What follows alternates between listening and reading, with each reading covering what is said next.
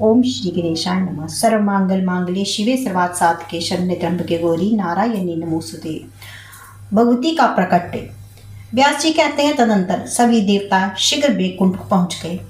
भगवान विष्णु उसी क्षण अपने भवन से बाहर निकले।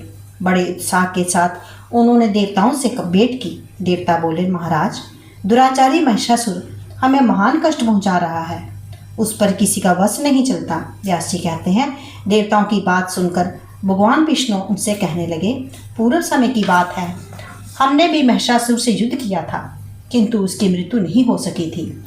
इस अवसर पर यदि संपूर्ण देवताओं के तेज से कोई अत्यंत बलशाली एवं सुजोग देवी प्रकट हो जाए तो वे सम्रांगना में बलपूर्वक से मार सकती है।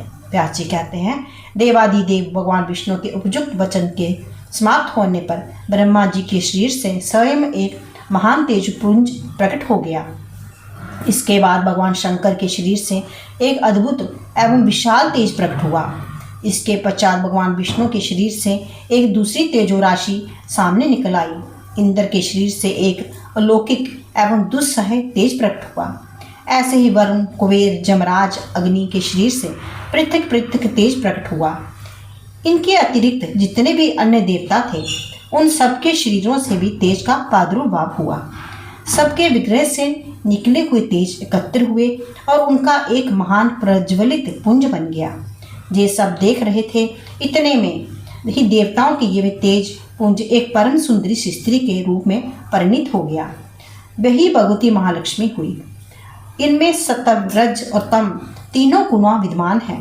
संपूर्ण देवताओं के तेज से प्रकटित हुई देवी 18 भुजाओं से शोभा पा रही थी।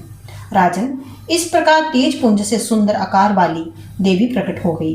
तब भगवान विष्णु ने समस्त देवताओं से कहा, अब देवतागण इस देवी को अपने सभी प्रकार के आभूषण आयुध प्रदान करें। व्यास जी कहते हैं, भगवान विष्णु के वचन सुनकर संपूर्ण देवता आनंद पूर्वक अपने अपने अस्त्र, शस्त्र, आभूषण, वस्त्र तुरंत भगवती को देने लगे।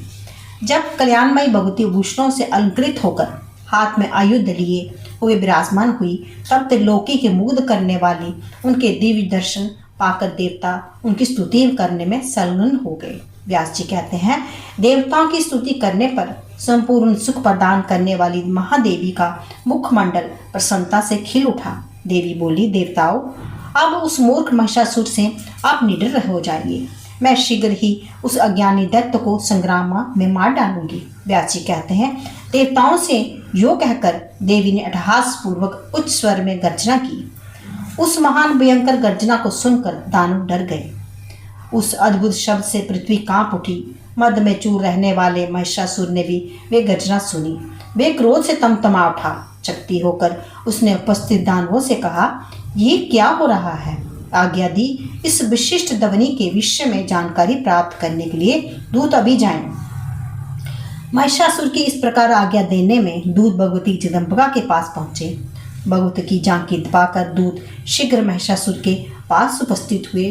उन्होंने गर्जना का कारण व्यक्त करना आरंभ कर दिया। दूत बोले, दानेश्वर, कोई सुंदर स्त्री दृष्टिगत हो रही है। उसके सभी श्रृंगार वीर रस के हैं। अद्भुत रस वाली वे सुंदर नारी भयानक प्रतीत हो रही है।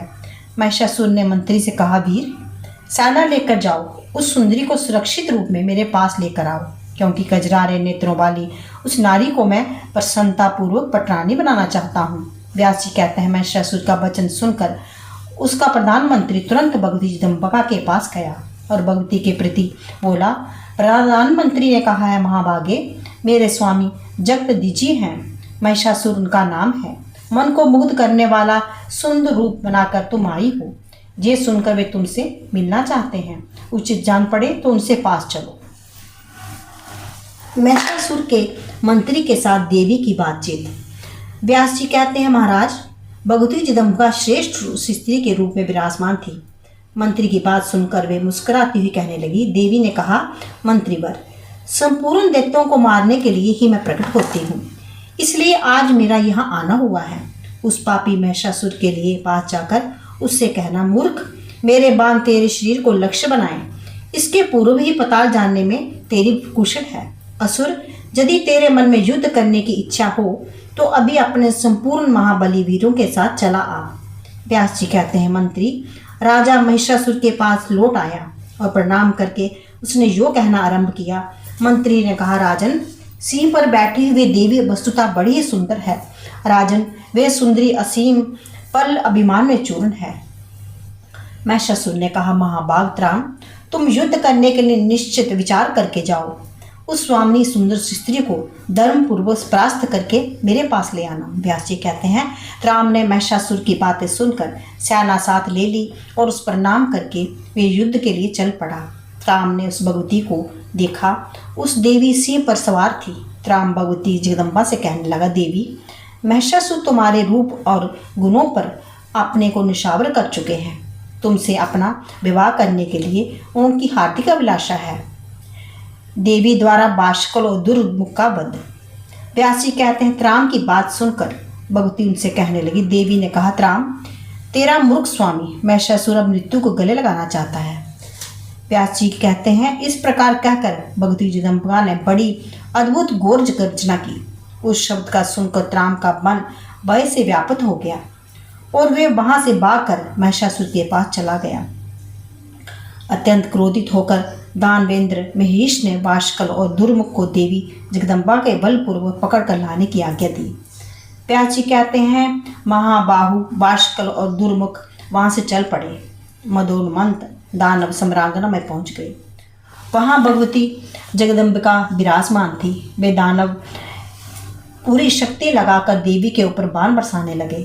फिर तो बाष्कल और देवी में अत्यंत घोर भयंकर युद्ध आरंभ हो गया। भगवती के पास एक अर्धचंद्र नामक बाण था। उससे बाष्कल के धनुष को छिन्न छिन्न कर दिया। तब वे दैत्य हाथ में गदा लेकर मारने के लिए देवी पर टूट पड़ा। देवी क्रोध से उबल उठी और उन्होंने त्रिशूल से उसकी छाती में भीषण प्रहार किया। चोट लगते ही बाष्कल जमीन पर गिर पड़ा। उसके प्राण पखेरु उड़ गए। बाष्कल के मर जाने पर अत्यंत शक्तिशाली दुर्मुख सम्रांगना में देवी के सामने उपस्थित हुआ। तब भगवती चंडिका और दुर्मुख दोनों में परस्पर घमासान लड़ाई होने लगी। भगवती जगदम्बिका ने अपने तीखे तलवार से किरीट सहित उसके मस्तक को धड़ से अलग कर दिया।